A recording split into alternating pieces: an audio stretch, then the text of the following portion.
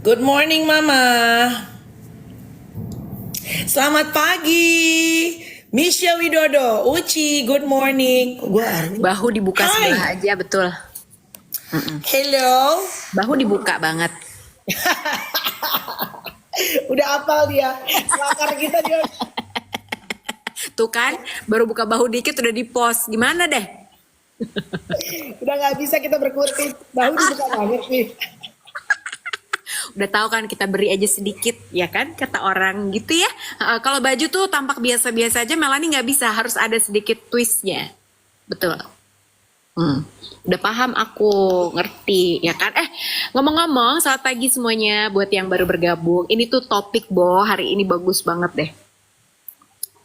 Ya, ini buat semua teman-teman yang sama seperti gue, suka ibaratnya suka nggak pengen bermasalah keuangan, tapi kadang-kadang suka keblinger dengan yang soal uang, ya. Ayo dong, aku tanya.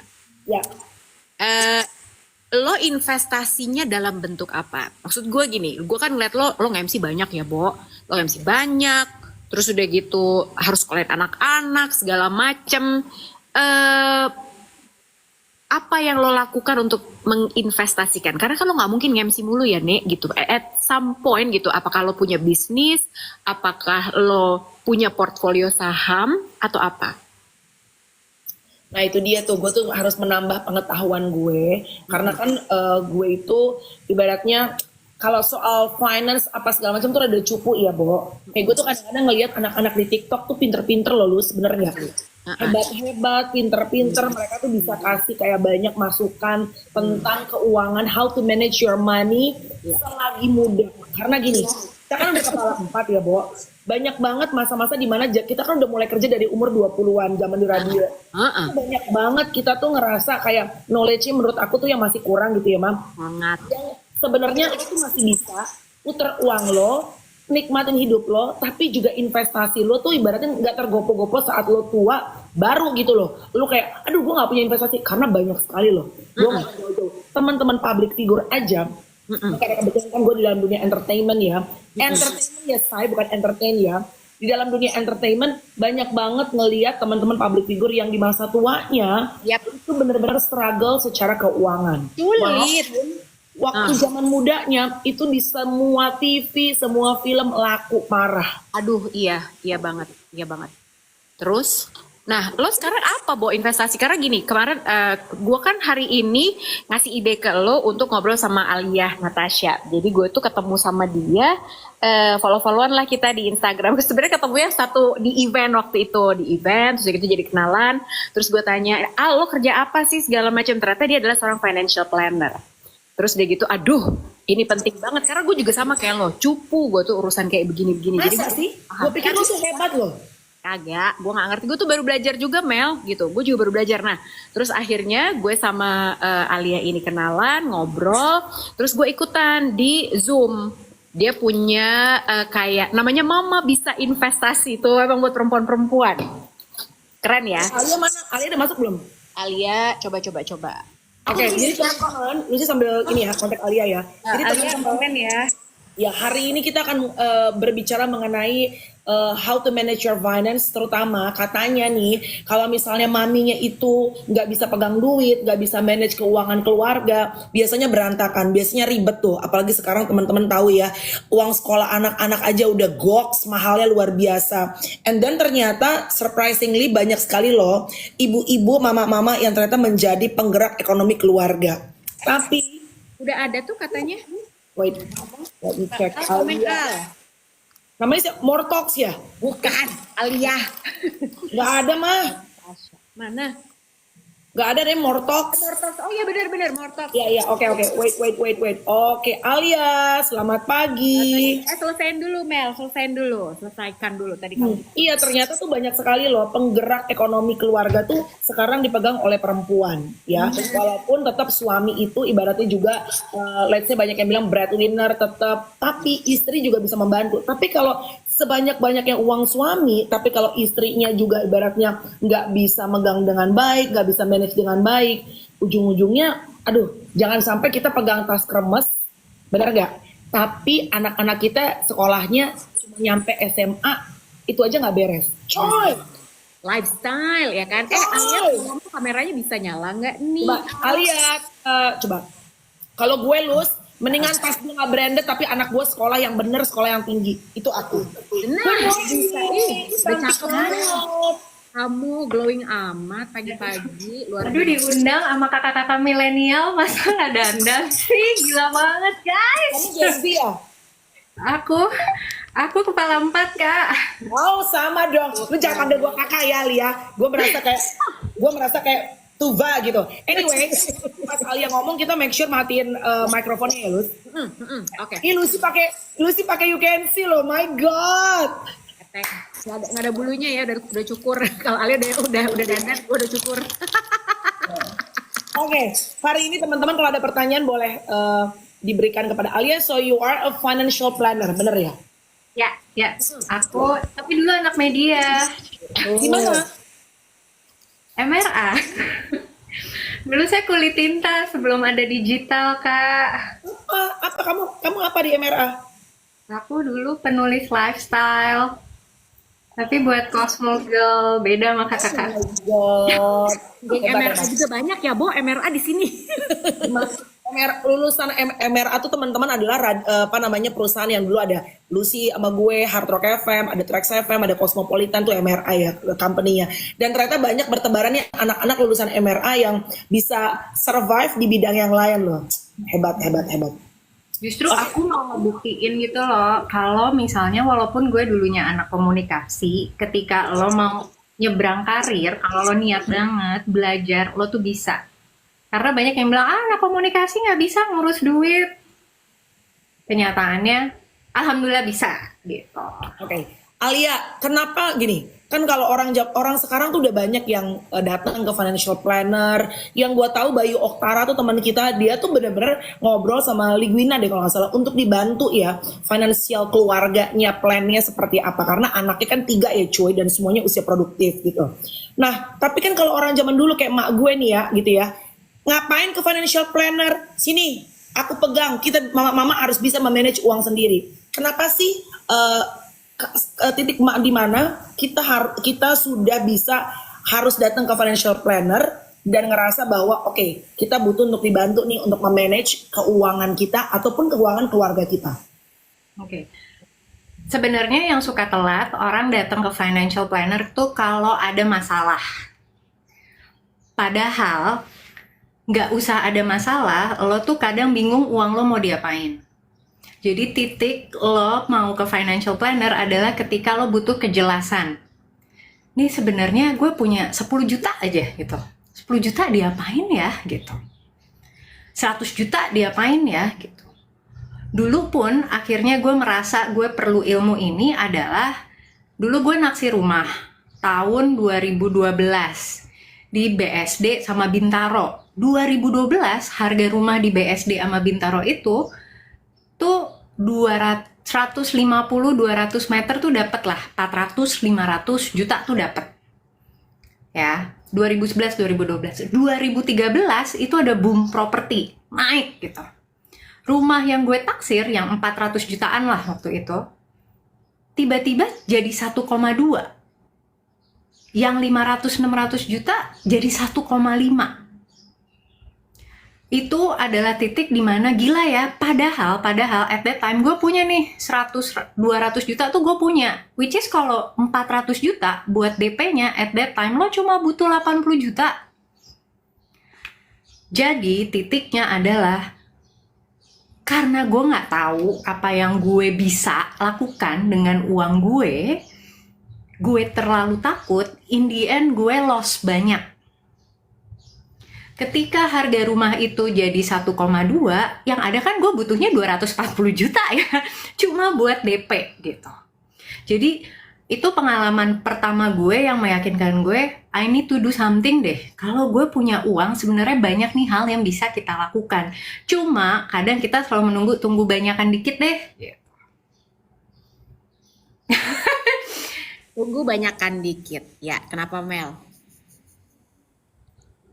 Iya, kan orang bilang nunggu ntar deh, nunggu banyakan dikit, nunggu siapa tahu properti turun, apa segala macam. Akhirnya nggak kejadian-kejadian. Karena pada akhirnya, ya tadi nih sesuai dengan topik kita kan, Lus.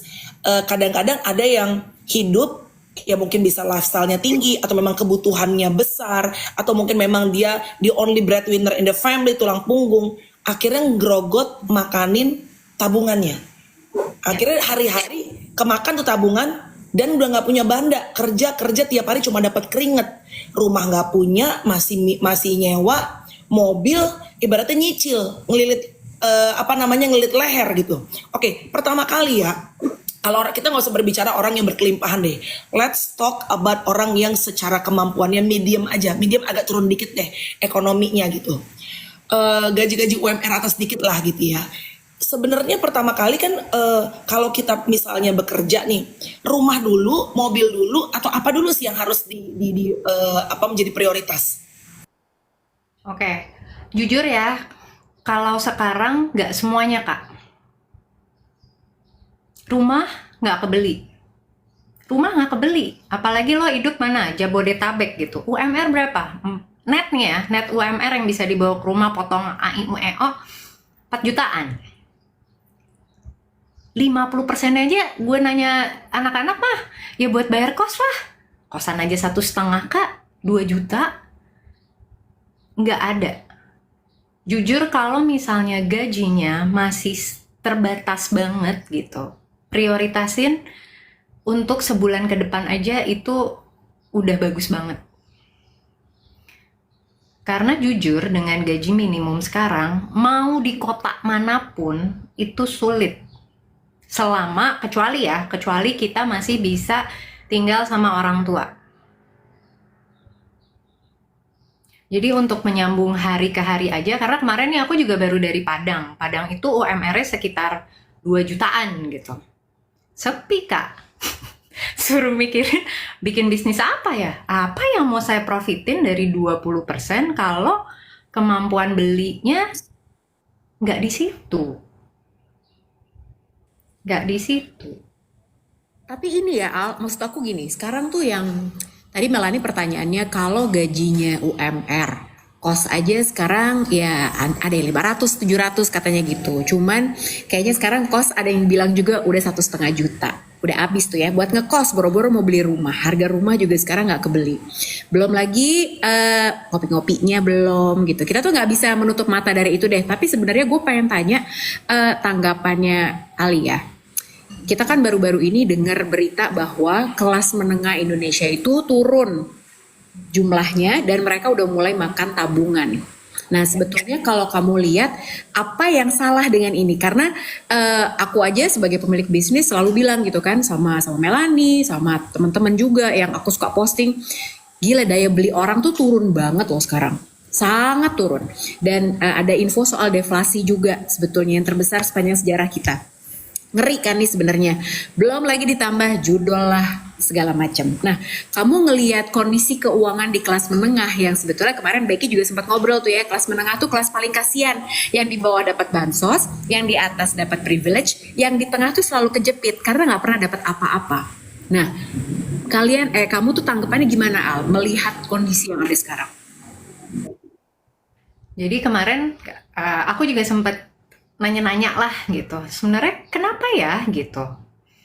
Satu, tadi Lucy juga udah bilang sendiri gitu. Bisnis turun, ekonomi lesu. Jawabannya, orang itu banyak yang kehilangan pekerjaan. Sesimpel itu. Kok bisa Al gitu? Bukannya udah recovery nih dari corona? Pertanyaannya, yang recover siapa? Apakah gaji-gaji yang belum terbayar waktu PHK kemarin itu udah dibayar? Gitu. Belum.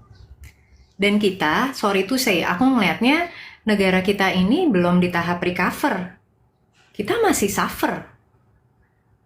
Kan tahun berapa nih kita mulai, let's say 2022 lah, 2 tahun gitu ya, corona kelar gitu. Tapi kok layoff-nya masih lanjut ya? Layoff-nya masih lanjut ya? Dan yang dulu pas ketemu Mbak Lucy aku juga sempat bilang gitu, Mbak Lus, gitu. Aku sih worry ya gitu, bukannya apa-apa, tapi ini ada baiknya kita ngelihat kayak nabung emas deh. Satu. Yang kedua, nabung mata uang lain. Karena salah satu penyebab Indonesia ini turun terus kemampuannya adalah nilai tukarnya turun terus. Coba bayangin, sesimpel ini deh gitu. Tadi kita ngomongin UMR Jakarta ya, 5 juta. Dengan sekarang dolar 15.500 gitu kan ya. Berarti kan 280 dolar US. Oke. Sedangkan kalau 3 tahun lalu, 4 tahun lalu lah, dolar ada di 13.000 gitu. Kita masih bisa nyampe 400 dolar, dan 100 dolar itu lumayan tinggi loh. Ini mungkin agak ribet ya ngomonginnya, tapi apa sih yang kita nggak impor? Impor kan pakai dolar. Jadi kenapa kelas menengah ini makin miris? Dan yang terakhir adalah pajak. Tuh, mungkin kakak-kakak pebisnis ya. Pajak transaksi ada pajaknya, profit ada pajaknya. Semua itu curhat ke aku, apa-apa dipajakin. Kadang mendingan gue nggak bikin bisnis, taruh aja di saham. Siapa yang mau membuka lapangan pekerjaan kalau tidak bisa berkesinambungan? Siapa yang mau bikin bisnis gitu ya, kalau tujuannya hanya untuk mensejahterakan orang lain? Yang ada defisit terus, Kak. Crazy ya, gila ya. In the same time, kita melihat banyak sekali segelintir rakyat Indonesia yang hidupnya di atas awan gitu ya. Tapi in the same time, kalau kita lihat, gak usah sampai ke bawah banget deh. Dong, nih ke bawah begini dikit aja. Di bawah kita aja tuh, yang tadi tuh teman-teman udah pada bilang middle class survivor. Artinya tiap hari itu harus mode-nya adalah survival mode, harus untuk bertahan. Boro-boro cuy, mau beli rumah, mau beli ini. Banyak loh teman-teman kita yang kerja, let's say dari Bekasi Barat, kerjanya ke Jakarta Selatan deh atau kemana, ibaratnya secara jarak tuh sudah jauh sekali. Kalau dibilang harus kerja keras, kurang keras apa kerjanya gitu loh. Punya anak let's say 2-3 deh gitu loh. Tuh banyak banget yang ibaratnya teman-teman juga akhirnya nih pada share. By the way, kalau ada pertanyaan ke Alia, please go ahead ya. Nih Henry bilang aku banget tuh Mel. Pik Depok Kak. Nah, berapa tuh buat transport doang? Belum sunscreen di jalan tol. Berapa? Benar. Mana? Iya, Alia, oke, kalau ada pertanyaan ke Alia, kebetulan ada financial planner, biasanya kan lu harus bayar nih kalau misalnya nanya.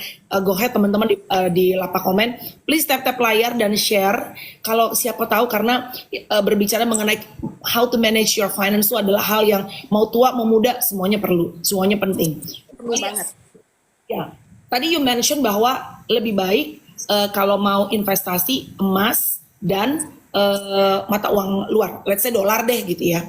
Karena gue kayak kemarin ngerasa aja, gue sama Lucy kemarin baru liburan ke Australia aja. Cuy, udah kerja pala jadi kaki jadi pala buat jajanin anak-anak aja. Duit kita tuh ibaratnya gak berasa. Sekali makan 1 juta lebih, 2 juta. Itu makan Chinese food loh cuy, di ibaratnya di food court loh. Bener gak? Emas dan dolar lah let's say, yang memang paling oke untuk investasi. Sebenarnya ada banyak, cuma itu yang paling gampang aja sih gitu. Kalau emas itu emang udah diterima lah, di mana-mana. Gue tidak usah mengedukasi, udah lo simpen aja, nanti 10 tahun lagi juga naik gitu. Kalau mata uang asing itu sekarang gampangnya adalah karena bisa dibeli pakai bank digital. Dan sesimpel dari 10.000 apa 100.000 gitu. Pokoknya misalnya mau beli $1 gitu, ya udah lo keluarin 15.000 aja. Sesimpel itu. Cuma aku setuju banget sekarang. Dulu kayak aku dapet curhatan nih dari klien-klien Sultan. Ini aja yang Sultan gitu. Kok gue sekarang keluar negeri berasa miskin ya? Kayak dulu nih ya, oke, ini era kakak-kakak lagi jaya-jayanya di Hard Rock FM gitu kan ya. Singapura tuh 3.000 satu SIM. Kayak semua orang Jakarta mah dulu ya kalau mau belanja ke Singapura murah banget, nggak ada pajaknya gitu. Sekarang punten. Punten Kak, 12.000 guys. Menyala 12 dongku, luar biasa dolar Singapura. Menyala dolar Singapura. Gua kalau ke Singapura berasa miskin, Bo. Asli, gue udah nggak mungkin jadiin Singapura sebagai tujuan liburan lagi karena mahal, mahal. ya. Dan lucunya gini, sekarang itu karena banyak yang takut dengan pajak, ya udah mendingan nggak bisnis. Mendingan nggak bisnis. Sedih sih gitu. Kayak, tapi masalahnya gini, ketika kamu memikirkan kayak buka bisnis nih kayak Lucy gitu, ya gue kan harus mikirin palingnya 3 tahun. 3 tahun gue harus balik modal dong gitu. Sekarang kalau gue bikin bisnis, terus gue defisit terus nih 2 tahun, kan namanya charity ya, bukan sedekah gitu. Tapi kalau kita tidak ada kesiapan untuk itu, gimana gitu? Jadi kadang mungkin, dan satu lagi gini, sebenarnya banyak instrumen investasi, tapi aku nggak akan maksa. Karena pertama yang harus kalian pelajarin tuh ya, knowledge-nya dulu. Aku juga bilang ke Lucy gitu, jangan, kan waktu itu dia ikut kelasnya saham ya, Kamel nanti ikut ya. Dia juga takes time gitu. Lucy tuh kayak baru 3 bulan ya, akhirnya DM aku lagi gitu, Al, aku ternyata berani nih beli ini gitu sekarang. Bahkan suaminya Kak Lucy berterima kasih katanya. Alhamdulillah istri gue sekarang mau lo investasi saham. Kalau gue yang ngomongin nggak didengar. Punten nggak? Bener. Jadi kebiasaan perempuan ya, kadang udah baik-baik nih suaminya nasehatin gitu. Ya, tapi mungkin perlu mendengar dari orang lain. Benar. Harus dari third party ya. Ini Olina bilang, ya sambil kamu boleh jawab ya. Ini kebetulan karena kayaknya animonya teman-teman cukup oke nih, banyak pertanyaan ya. Teman-teman pelan-pelan ya, karena pertanyaannya banyak yang oke-oke. Jadi aku sama Lucy sambil milih-milih, ntar Alia tinggal jawab. Bisnis yang ini deh, yang paling konvensional, kontrakan dan kos-kosan. What do you think, Alia? Masih it works nggak these days? Sebenarnya it works. Kalau beli kontrakannya murah itu satu, dan yang masih works, yang aku tahu nih rata-rata tuh dapat kontrakannya warisan. Kenapa aku bilang sekarang not a good time kalau mau bikin kontrakan? Satu, harga tanahnya mahal banget. Oke. Yang kedua, biaya bangunnya juga mahal. Jadi let's say, misal ya, kayak oke, beli tanahnya 500 juta, terus mau punya 20 pintu gitu. Anggap ongkos bangunnya 500 juta gitu kan. Jadi total 1 miliar. Pertanyaannya, tadi kan udah nih dibilang oke, 1 bulannya 1,5 juta. Kali 30 pintu kan 30 juta sebulan, betul. Ongkos maintenance segala macem, anggaplah 30%, bisa untung 20 juta. Oke?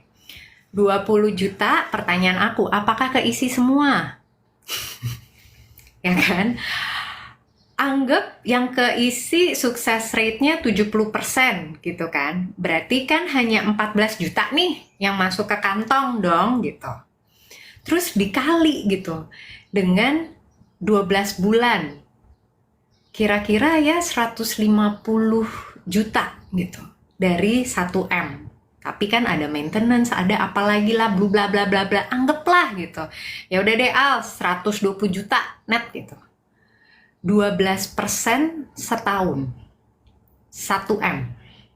Oke. Belum ongkos ribetnya. Belum ada pajaknya. Kos-kosan sekarang gitu. Kalau in the end investasi kamu 1 M dengan hal-hal yang tidak bergerak ya, aku bilang kontrakan kan tidak bergerak gitu, 10% gitu. Aku mah sekarang mendingan nyari obligasi negara ya, 7%. Fix 70 juta. Tapi 7% kecil banget, aman. Begitu 2 tahun, 4 tahun gitu, 1 M-nya balik. Sekarang kalau kamu one day tiba-tiba butuh duit, belum tentu kontrakan kamu laku 1 M. Jadi ketika teman-teman mau milih apa yang mau diinvestasiin nih gitu misalnya gitu. Ya udah pastikan kamu udah ngitung. Kamu udah ngitung, jangan kata orang yang kelihatan tuh kontrakan yang itu laku banget. Ya kadang ada namanya rezeki Tuhan ya, ada hoki Tuhan gitu yang bermain. Kita nggak pernah tahu gitu. Makanya aku berani bilang kalau kos-kosan itu sebenarnya sekarang agak medium resikonya Karena kita nggak tahu nih balik modalnya kapan.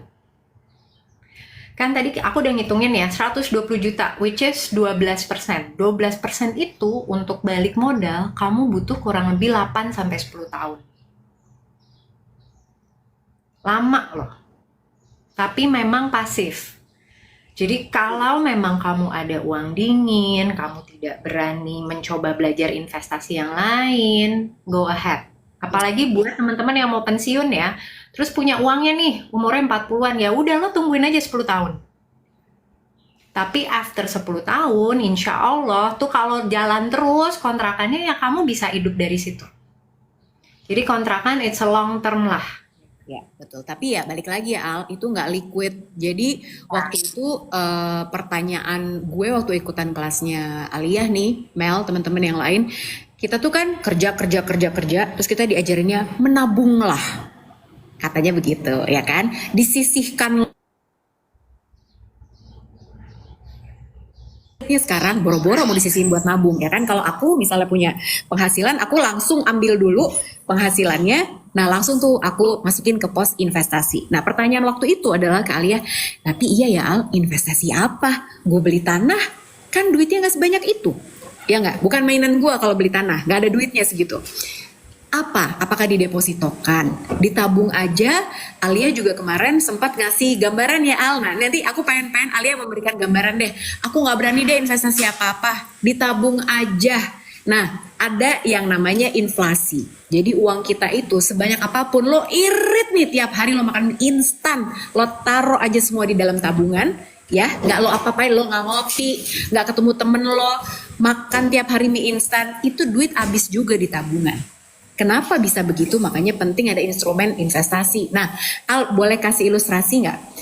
Duit kita bisa habis di tabungan tuh gimana sih gitu? Kok value-nya bisa turun? Padahal kita kan irit, cuman ditaruh di tabungan aja. Coba boleh cerita nggak ke kita di sini?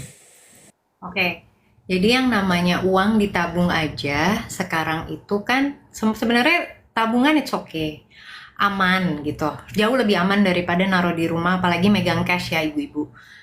Cuma memang ada yang namanya kenaikan harga yang namanya ya, karena saya juga ibu-ibu yang ngurusin duit. Harga beras tahun lalu itu, karena aku tuh suka beli buat bagi-bagi, jadi biasanya punya takaran nih gitu, oke sebulan sedekahnya segini gitu. Nah tahun lalu itu harga beras 5 kilo kalau beli di pasar supermarket, karena harga beras tuh hampir sama semua tuh 55.000 ya. Per hari ini kemarin aku beli satu kantong 5 kilo itu 75. Kan cuma naik 20.000 Al.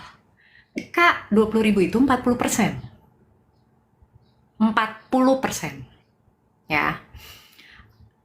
Apalagi susu. Nah, ibu-ibu kan seneng nih ya, anak dikasih susu apa gitu. Dulu aku tuh mikir, aduh jangan deh anakku nggak usah beli yang ada pengawetnya, susu cair gitu. Tahun lalu tuh 20.000-an masih dapet 1 liter. Sekarang udah 33.000, sama naiknya 40%. Ya, mau kamu bilang jadi gini, yang namanya inflasi itu ada dibilang inflasi seluruh Indonesia. Tapi kan kita tahu sendiri ya, satu Indonesia itu nggak sama rata nih Kak. Nggak sama rata. Ya, nggak bisa disamaratain dibilang 5%. Kenaikan inflasi itu cuma 5%. Coba tanya sama kakak-kakak yang di Jakarta. Ya. Bahkan sesimpel gini, kemarin aku coba ngebantu nih ya, temanku dia ngepost di IG gitu.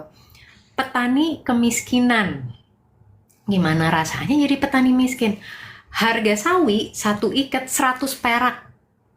Di Tengkulak 100 perak. Terus gue ke supermarket dong, beli sawi putih 7.000 gitu. Ada gap antara yang dihasilkan petani ke tengkulak hingga nyampe ke tangan kita. Itu mirisnya sedih banget Kak.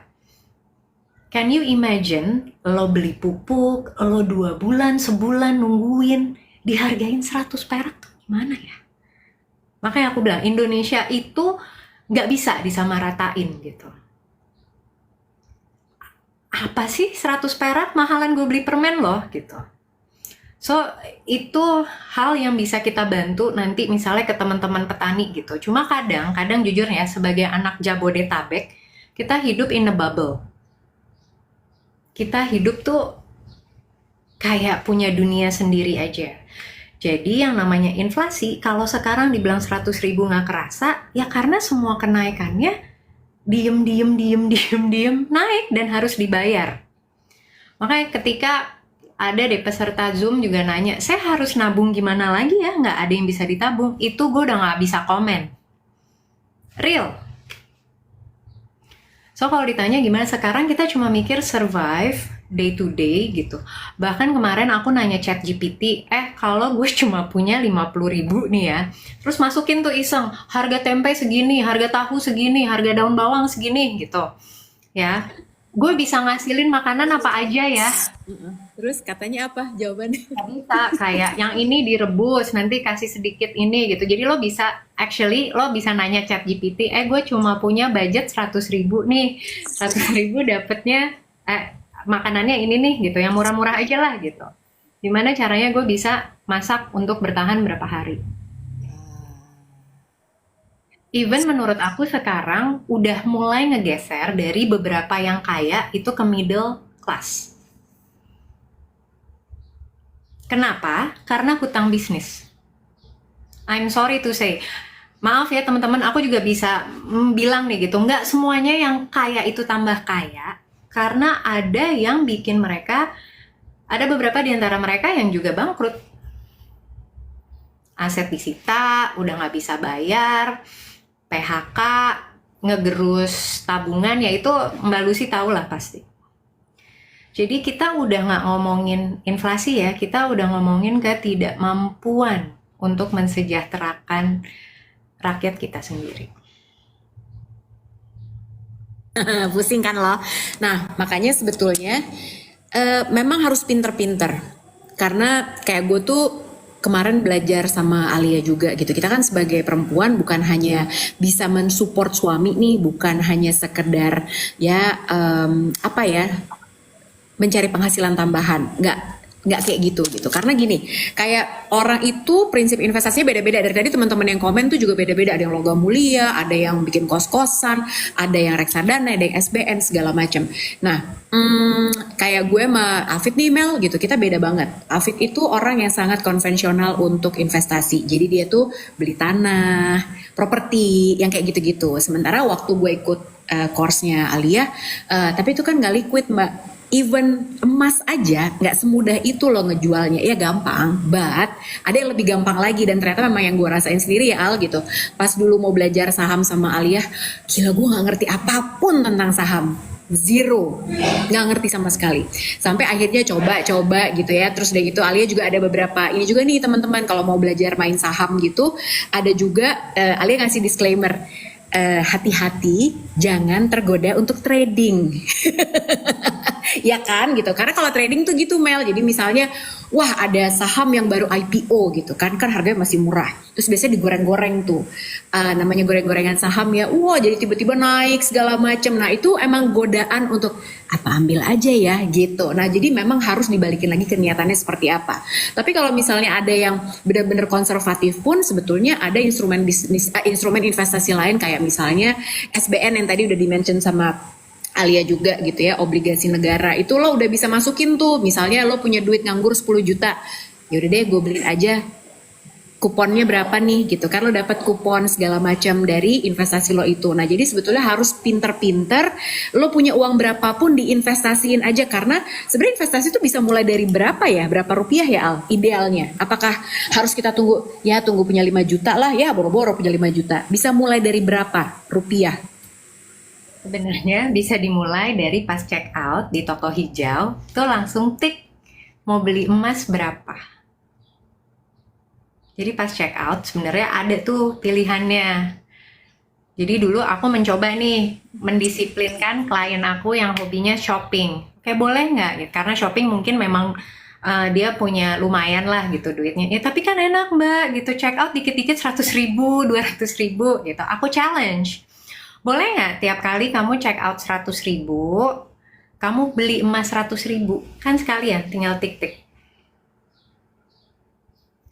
Dan in the end dia merasa gitu, ih enak banget ya gitu. Setelah 2 tahun ya, ih enak banget ya gue bisa punya sekian gram emas sambil gue belanja gitu.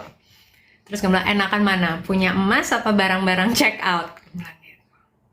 Tapi memang terapi kayak gitu tuh ya butuh waktu. Untuk ngebuktiinnya butuh waktu. Aku kasih contoh simpel nih ya. Misal, teman-teman di sini, Mbak Al, aku cuma punya 1 juta nih. Ya, biar gampang aja ngitung ya. 1 juta sebulan dari gaji suami istri kita tabung gitu.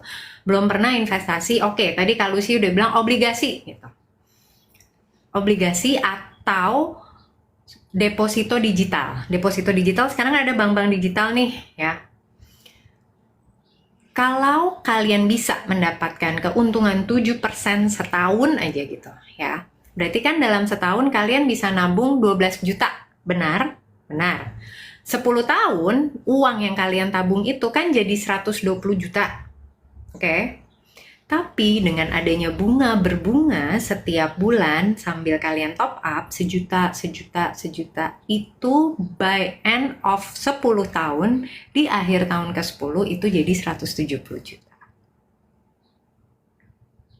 Cuma karena kita nggak pernah ngitung, nggak pernah menghargai uang kecil nih bisa jadi apa ya. Sekarang kita ubah 1 jutanya jadi 100 ribu gitu. Lah kan berarti jadi 17 juta dong setelah 10 tahun. Atau buat kakak-kakak yang sultan, oh aku mampunya 10 juta nih tiap bulan gitu. Padahal 10 juta tuh kalau hemat ke mall, kalau hemat nggak ke Sephora gitu kan. 12 juta setahun, dalam 10 tahun itu 1,7 M. Hobi ke mall kalian kalau dikurangin dikit nih 10 juta uang main-main kalian itu, ini baru kita ngomongin 7% keuntungan ya gitu. So can you imagine little things yang menurut kalian ya gue bisa nabung apa sih gitu? Banyak. Bisa nabung banyak. Semudah kopi ya Al. Kopi tuh di Jakarta lumayan loh Bo. Kopi jangan ngomongin kopinya, jadi sebut merek aja nggak apa-apa deh ya. Kopi kenangan, janji jiwa, itu kan maksudnya masih ya tidak semahal itulah. Tapi itu pun kalau misalnya tiap hari juga berasa sebenarnya. Kita ngomongin ngopinya Arabica deh gitu ya, atau pokoknya yang tempat-tempat coffee shop yang emang inilah ya. Premium lah, Premium lah, benar-benar. Satu kopi itu berapa Al? Sama teks tuh 50.000 loh Al. Agak dapet Kak, udah 80. Itu ya. Sekali duduk, ya betul, sekali duduk. Di kopi ya Mel, aku mau beliin teman-teman aku pas syuting Pedok Talk kemarin kan. Ada sebuah toko kopi di Dharma Wangsa tuh, ya Bo gitu. Independen, apa bukan yang chain gitu, bukan gitu. Baru gue lihat gitu, buset 68.000 buat latte. Akhirnya aku balik ke Animo aja, es kopi aja 20.000. Nah, takut. Benar-benar kita tuh nggak berasa kadang-kadang dari hal-hal kecil gitu. Ini kopi aja loh, dari hal kopi yang ibaratnya sekarang kan kopi itu menjadi lifestyle ya. Olahraga juga sih sebenarnya lumayan tuh, ya gak? Pilates tuh sekali pilates tuh 350.000 loh. Belum private 700.000. Jangan ngomong pilates deh, ketinggian. Yoga, member gym, apalah segala macam gitu. Ya tapi balik lagi tergantung kebutuhan. Cuma kalau Alia tadi bilang bahwa gue harus nabung apa, sebenarnya banyak yang bisa ditabungin. By the way boleh nggak? Kalau ini kan teman-teman banyak banget nih animonya yang oke. Kalau ada yang mau nanya kita naikin 1-2 orang gitu untuk nanya sama Alia. Boleh dong.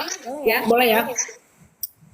Teman-teman ada yang mau nanya sama Alia langsung, tapi yang legit ya, jangan yang aneh-aneh ya. Kita naikin, boleh bilang aku gitu, atau boleh aku aja deh, aku.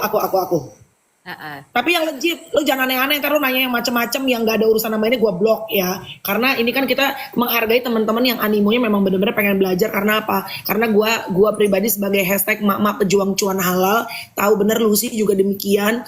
Yang tiap hari jualan daging, buka bisnis apa, gagal, nyoba lagi. Kita bukan orang-orang yang lahir dengan piring emas, teman-teman. Kita bukan kaum pewaris, kita kaum perintis. Jadi kalau teman-teman pada pengen belajar mengenai finance, supaya lebih bisa ada investasi yang benar, duit kita berasa nggak cuma dapat keringet gitu. Boleh bilang aku. Ntar Lus kasih tahu ya Lus, siapa Lus, coba Lus. Nah ini ada banyak nih soalnya. Ada Desi Moses tuh, nabung emas LM dibanding sama SBN gimana Kak? Tuh mau dinaikin nggak? Coba boleh suruh nanya sendiri deh. Okay. Tuh Mel. Oke. Oke, bentar aku cari dulu. Oh, Desi Moses ya. Oke, Ya. Desi Moses Saya minta aku nomor ya, naikin nanti ya. akan kita pilih lagi. Dia bisa naik nggak ya? Coba kita coba ya. Aku udah kirim ke kamu coba. Kamu bisa naik nggak, Des? Desi, coba. Mungkin bisa, tapi kalau nggak ada mukanya juga nggak apa-apa ya. Gak apa-apa, suaranya aja, Des. Kalau kamu belum make up nggak apa-apa. Doesn't matter. Suaranya aja yang penting. Kan kadang-kadang Hah? Bagus, banyak pertanyaan ini. Dini juga nih. Dini jelasin tentang dana 10 juta bisa saving betternya gimana. Nah, udah ada nih Desi. Desi silakan, boleh langsung nanya ke Alia. Tekak pinggang kau ya, Des. Foto kau profile picture kau tekak pinggang ya sayang ya. Tinggi ya sayang ya. Itu aku tinggal di Lombok, Kak. Hai Lombok. Hai. Lagi. Terima kasih banget kesempatannya, Kak. Aku mau nanya, kalau 2 tahun terakhir ini sih baru mulai nabung-nabung emas. Jadi sempat maksa teman-teman di kantor itu untuk kayak arisan emas. Karena anak muda, jadi mereka tuh masih habit shopping kan, check out, nongkrong. Terus 2 tahun terakhir ini aku mulai nabung emas. Terus kemarin setahun lalu aku belajar soal si SBN, join di bibit. Ya. Jadi masih kecil-kecil, masih belajar. Jadi sekarang tuh lagi mikir besok-besok kalau aku pensiun, targetnya sih pensiun di 52, 53, itu cukup nggak ya, mampu nggak ya membiayai hidup? Emang sih tinggal di Lombok jauh lebih murah ya dibanding Jakarta yang hektik, yang biaya hidupnya tuh tinggi banget. Tapi gimana kira-kira Mbak, Kak? Terima kasih loh kesempatannya bisa ikut live. Terima Ya, kasih Desi. sama-sama Mbak Desi. Oke, Bye, Des. Bye. aku jawab ya. Ya, Desinya boleh turun, ntar kita nextnya kita naikin yang lain ya. Terima kasih, Des. Bisa turun nggak kau, Des? Bisa naik nggak bisa turun lagi. Iya Kak, aku bingung Kak. Gimana sih turuninnya, Lus? Gue juga bingung, ntar. Tunggu, Des.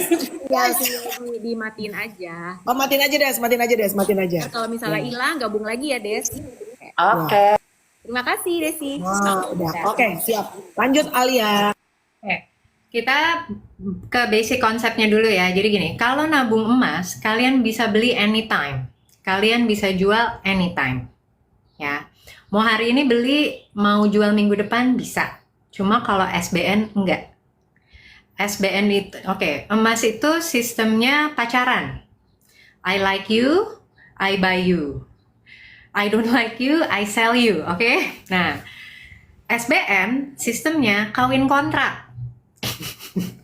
Ya, ketika saya siap, karena minimal 1 juta ya, pembeliannya 1 juta dan kelipatannya.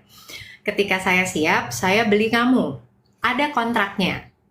Apakah akan di lock 2 tahun, 4 tahun, atau 3 tahun dan 5 tahun. Sesimpel itu konsepnya. Dan emas itu kalau dibeli kan sebenarnya bisa pakai aplikasi digital dari 50.000, 100.000 pegadaian digital tuh bisa. Cuma kalau mau beli yang gram-graman kan berarti tergantung harganya. Dan saya yakin Mbak Desi selama 2 tahun terakhir pasti sangat menikmati. Karena setiap krisis itu harga emas naik. Aku pertama kali jadi ngerti emas itu ketika nikah dikasih mahar emas. Harga emas 2013 itu sekitar 350.000. Oke. Kalau kamu dibeliin 10 gram, 3,5 juta gitu. 3,5 juta kamu dalam 10 tahun, sekarang itu hampir 4,5. 3,5 juta 10 gram. 10 gram sekarang 14 juta. 14 juta 500.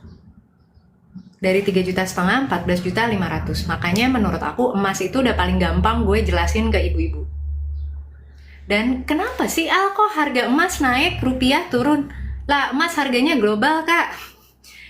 Kalau currency rupiah ada utangnya, ada subsidinya, ada kemampuan generate, ini terlalu banyak perhitungan. Jadi kalau emas sesimpel ya udah seluruh dunia harganya segitu. Dan anehnya, kan tadi aku bilang ya, ingat krisis tuh pas COVID gitu. Tapi harga emas dari awal tahun sampai sekarang ini itu udah naik 40%. 1,1an sekitar awal 2024, sekarang ini udah 1,4 sekian. Jadi kalau dibilang ada krisis mungkin nggak kelihatan aja. Cuma harga emas ini terbukti menurut aku krisisnya tuh nggak cuma di Indonesia, Kak.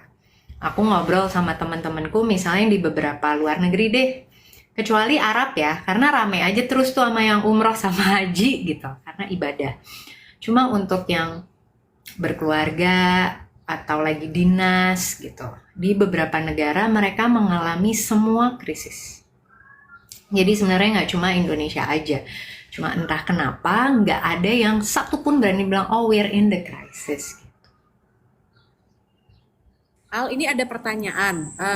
Kalau mau investasi emas, sebaiknya dalam bentuk perhiasan atau antam. Terus nyimpennya di mana kalau misalnya kita mau investasi emas? Oke, kalau mau investasi tetap di antam. Kenapa? Kalau beli perhiasan di toko, hanya bisa dijual di toko itu.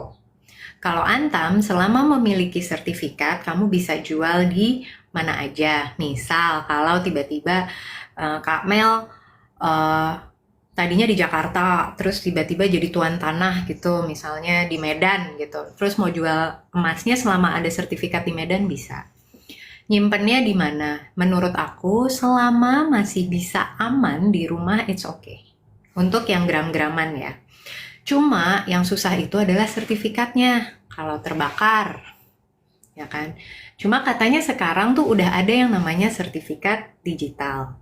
Tapi kalau mau coba mulai investasi dari mana? Dari yang udah ada di platform aja. Itu bisa 5.000, 7.000 yang nggak kerasa dihitung gitu loh. Dan inget, sekarang kan tadi aku bilang harga emas nih lagi naik-naiknya ya gitu. Jangan pernah membeli dan mengejar harga. Jadi kalau mau beli sekarang, beli dikit aja. Oke. Kalau dia naik, ya kamu nikmatin keuntungannya. Cuma kalau dia sampai turun, kamu nggak rugi-rugi banget. Emas kayaknya cukup ini ya, cukup stabil ya. Ini teman-teman bisa mulai ngelirik kalau ada rezekinya gitu ya. Ada lagi yang mau naik, teman-teman, pertanyaannya yang mungkin berbeda. Tadi ada yang sempat tanya, boleh dong bahas juga mengenai investasi kalau kita investasinya ke tanah. Oke, teman-teman ada lagi coba yang mau naik, siapa yang mau tanya ke Alia? Tadi banyak banget di atas, cuma kayaknya udah aku oke. Oke, aku coba deh. Maaf saya bentar, aku pilih dulu ya. Reksadana, apa yang mau dibahas nih guys? Oke. Mana Lus yang kita naikin? Suaranya nggak ada Lus. Lagi gue fokus bacain komen. Nih Dira. Bitcoin gimana Bitcoin? Tuh ada yang nanya. Oh Mau iya. naik, guys? Ntar kita jawab ini dulu Dira Nora tuh. Cara invest di SBN. Tuh. Dira. Mana Dira? Kamu mana? Kamu bisa naikin nggak sih? Apa? Kamu bisa naikin nggak? Bisa ya? Harus host ya? Itu harus kamu. Oh, Dira mana Dira? Coba ada nggak Dira? Dira coba aku. Kamu masih ada di situ atau enggak? Dira masukin aku gitu biar Kamel naikin kamunya. Oke. Cepat kalau nggak gue naikin Bunda Korla nih. Ayo cepetan. Gila gitu. Dira Nora, masih. Udah nih. Tuh.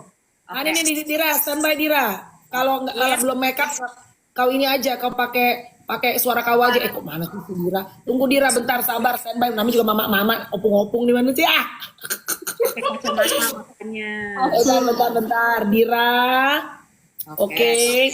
Dah Dir, Instrumen Yo, naik kamu. itu beda-beda. Oke, jadi tadi emas udah, properti juga udah sempat disinggung dikit. Nah, Dira udah bisa naik belum? Nah, Dira, kamu mau nanya tentang SBN. Apa yang pengen kamu tanya? Halo Kak. Hai. Hai. Lembut kali suaranya Bu. Gak usah dilembut-lembutin di on air Bu. Biasa aja Bu. Oke, Kamel. pertanyaannya, kamu di mana Dir? Aku di kantor. Ya kantor kau di mana Dir? Ya, aku di kantor Kak. Udah kedengeran belum suaranya? Jakarta. Oh, aku di Kota Magelang, di Jawa Tengah. Hai Magelang. Siap, Dir, silakan Dir sama Alia. Ini Kak. Aku sih udah lama emang investasi emas nih, Antam. Cuma sekarang kan lagi naik banget ya harganya ya. Terus tadi karena dengar Kak Alia sempat ngebahas SBN nih, jadi pengen tahu gimana sih caranya kalau mau investasi SBN, terus berapa minimal investasinya gitu. Siap. Pengen tahu itu aja. Nah, selamat bekerja. Salam buat teman-teman di Magelang. Bye. Iya, sama-sama Kak. Bye, Dira. Oke, jadi buat teman-teman di sini yang mau investasi SBN itu biasanya harus nunggu pembukaan. Jadi pemerintah itu setiap tahun kayaknya ada 6 sampai 8 kali. Ada yang konvensional, ada yang misalnya mau syariah, itu ada. Oke. Minimal pembelian 1 juta dan kelipatannya. Kalau untuk ibu-ibu, kadang aku selalu menyarankan, Bu, nggak usah semuanya beli emas, coba beli SBN deh. Kenapa? Karena dikunci. Kalau deposito, lo tiba-tiba ada emergency, lo pasti ngebuka tuh deposito, walaupun kena penalti. Tapi SBN nggak bisa seperti itu. Kamu akan menunggu sampai kontraknya habis. Bisa lebih fokus, bisa lebih disiplin, dan aman dari gangguan permintaan aneh-aneh. Karena biasanya permintaan terkait uang itu selalu datangnya dari orang terdekat. Dan ini mengamankan misalnya buat para perempuan breadwinner ya gitu. Ya udah nggak bisa diambil gimana? Karena kerentanan perempuan tuh aduh susah banget nolak, nggak enak, mesti ngebantu apa. Lah ini kan lo nggak ada uangnya, udah disimpan. Jadi aku selalu bilang kalau punya uang sebagian masukin aja SBN. Udah fokus. Tapi KA kan kecil, cuma 6% sampai 7%. Sekali lagi, jangan mengecilkan uang kecil. 7% kali 3 tahun itu kan 21%. Pajaknya jauh lebih rendah dibandingkan pajak deposito. Dan ingat, terus tapi kan emas naik terus. Tadi aku bilang, emas itu naik kalau krisis. Emas itu naik kalau krisis. Sedangkan yang namanya SBN ngasih kamu return pasti tiap tahun. 3 tahun jadi 21 gitu kan. Nanti kalau udah bisa diambil setelah 3 tahun ya taruh lagi aja. Bisa buat kamu pensiun. Dan sebagai tambahan nih, misalnya buat bunda-bunda yang suka arisan gitu. Sekarang itu di salah satu bank, boleh sebut merek nggak? Oke, aku taunya BCA Syariah nih ya. Kemarin ngobrol, oh sekarang di BCA Syariah bisa gini Mbak Al gitu. Ini aku tahun lalu apa yang ngobrolnya. Pas kayaknya harga emas 1 jutaan lah, 1.100.000 gitu. Jadi katakanlah Mbak Al mau beli 10 gram. 10 gram misalnya nih ya, 10 gram sekarang 1 gramnya 1.500.000. Jadi aku butuh 15 juta toh gitu. Tapi kan biasanya kita nggak punya duit nih sebanyak itu gitu. Nah ini bisa disesuaikan. 15 jutanya bisa dicicil 3 tahun. Jadi per bulannya kita cuma naruh 400 ribuan, tapi kita udah punya emas 10 gram.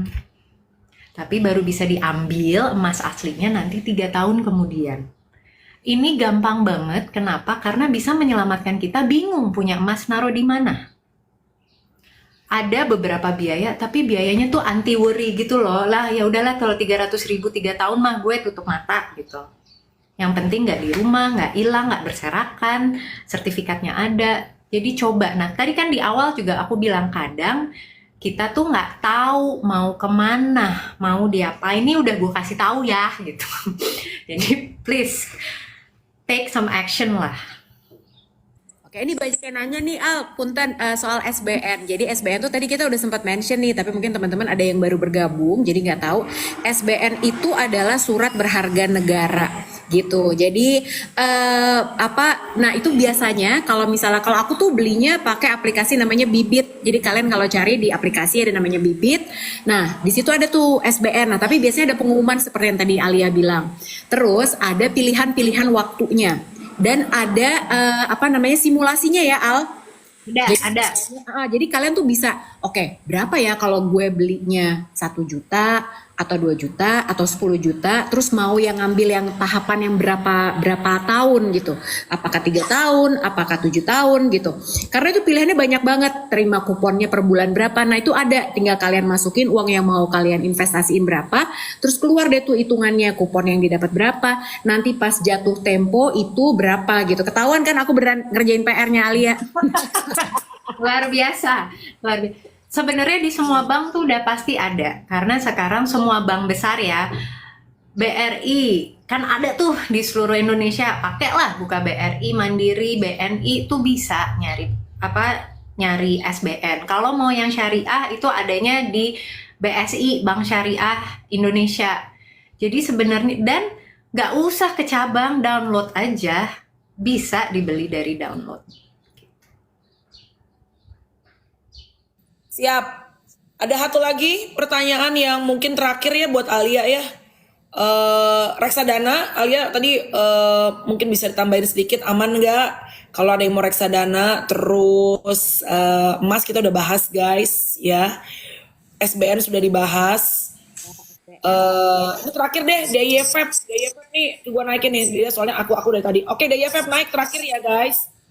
Deng. Oke, yuk pertanyaan terakhir. Seneng ya sambil silaturahmi gitu sama penonton. Oke. Feb, siapa namanya? Di Feb. Siapa nama kamu sayang? Nice, Kamel. Di Kau di Feb, mana? Kak. Aku di Bekasi. Oh, anak Bekasi.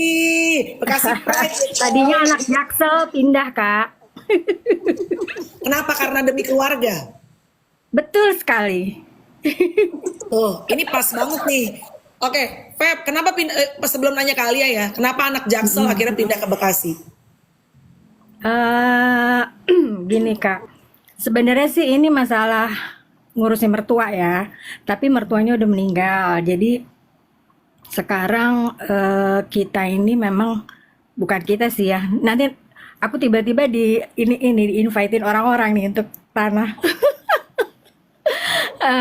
Jadi kalau misalnya aku cuma mau tanya gini, Kak. Kebetulan kan suami itu kan juga ahli di bidang investasi. Cuman aku tuh kadang suka challenge suami gitu loh. Kalau investasi tanah itu kan returnnya lama ya, Kak. Ya kan? Nah, secara kalau kita ibu-ibu ini kan pengennya yang instan. Ya nggak, Kamel?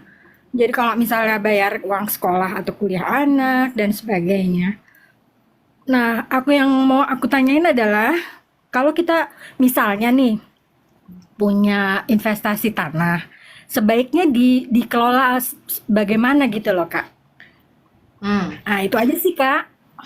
Oke. Supaya bisa nggak terlalu panjang, nggak terlalu Bisa lama returnnya. Iya. Iya, karena Returnnya mama-mama bisa ini kan balik. kebutuhan. Karena mama-mama Betul, kebutuhannya Kamel. banyak ya. Bener banget. Siap. Thank you ya, Kak. Terima kasih sayang, salam buat keluarga ya. Terima kasih, Kamel sayang. Bye. Bye. Anak Bekasi turun sendiri ya, nggak usah diantar ya. Oke, thank you sayang. Oke, dijawab langsung ya. Kamu boleh dengerin, boleh turun dulu ya. Oke Alia, gimana ya supaya ini dari tadi pas banget nih pertanyaannya, karena banyak yang investasi tanah, tapi kan tuh long term investment supaya lebih cepat berasa karena kebutuhannya kan juga hari-hari tuh banyak gitu loh. Oke, yang namanya investasi termasuk tanah, kalau kamu nggak ngapa-ngapain nggak akan ada rasanya. Makanya tanah itu menurut aku adalah fixed investment, sama seperti beli emas. Cuma investasi tanah memang membutuhkan waktu yang cukup panjang. Jadi pertanyaannya sebenarnya apa yang mau kamu lakukan dengan tanahnya untuk dapat duit? Karena tanahnya nggak akan bisa bergerak, nggak ada permintaan, ya kan? Pilihannya adalah kamu bisa bangun kos-kosan. Duitnya dari mana? Kamu buka pemodal. Tapi dikasih nggak sama suaminya? Oke. Yang kedua, pilihannya adalah disewakan.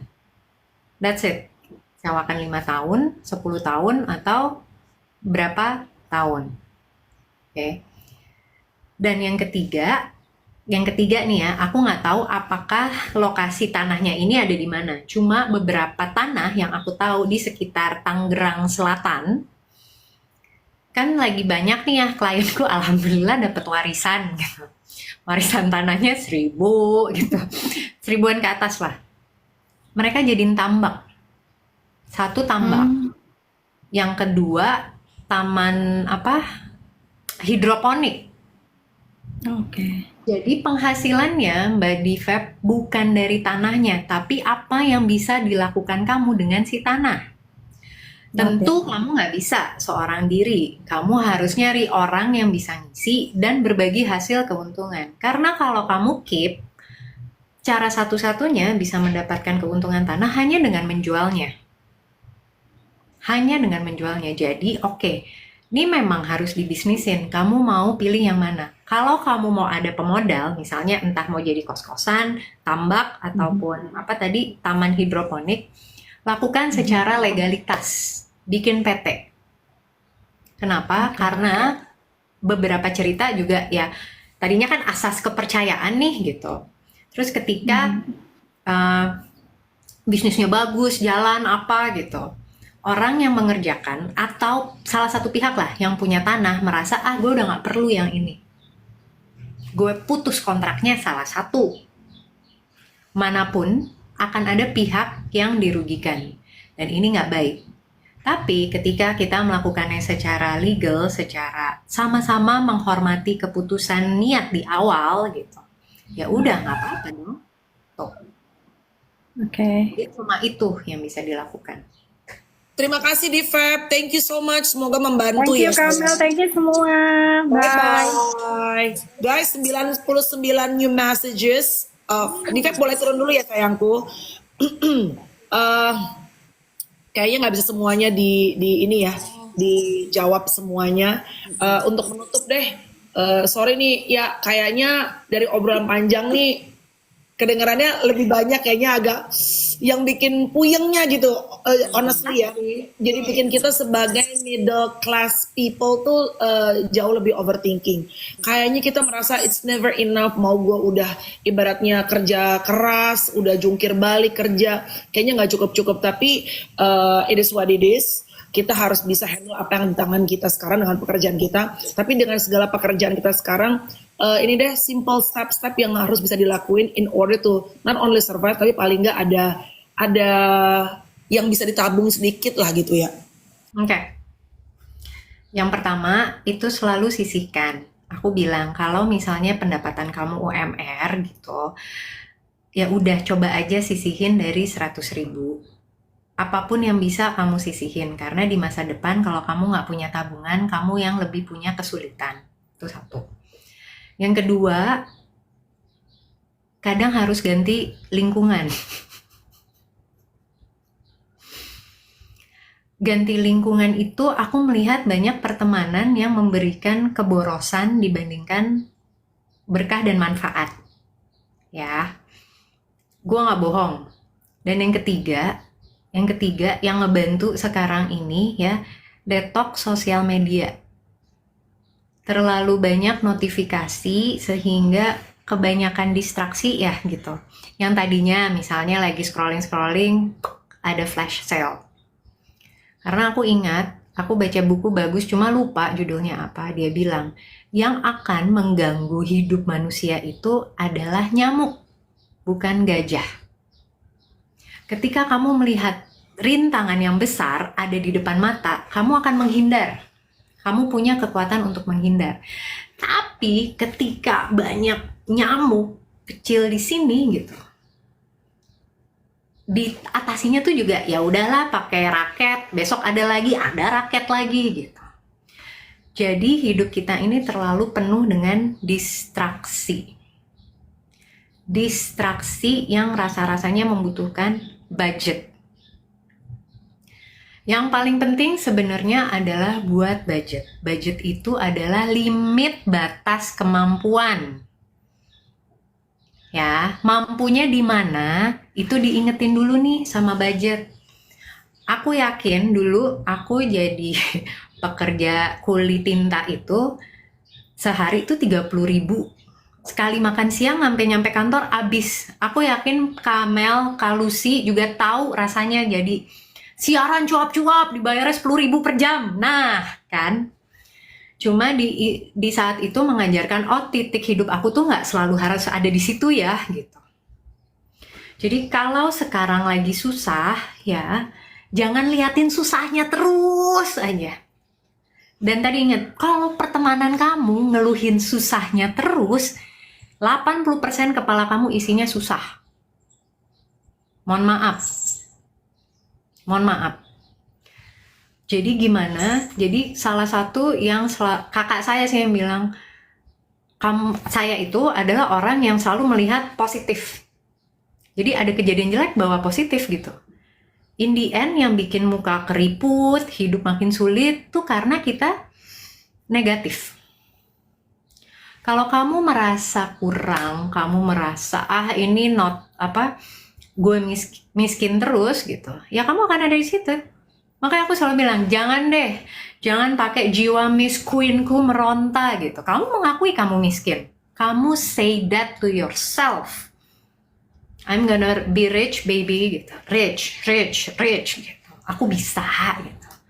Dia bisa gitu.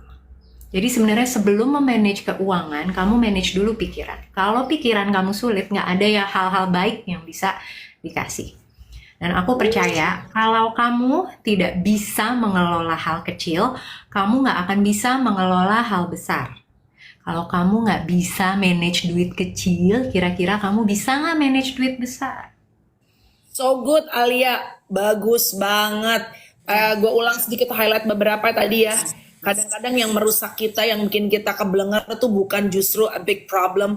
Kita bukan sering kedistraksi sama gajah di depan mata kita, tapi sama nyamuk-nyamuk nakal yang kecil-kecil yang menjadi distraksi yang kadang-kadang menurut kita, it's nothing. Check out, it's nothing. Parfum Melanie udah segerombolan skincare, makeup, lipstick. Aduh, ada yang jualan.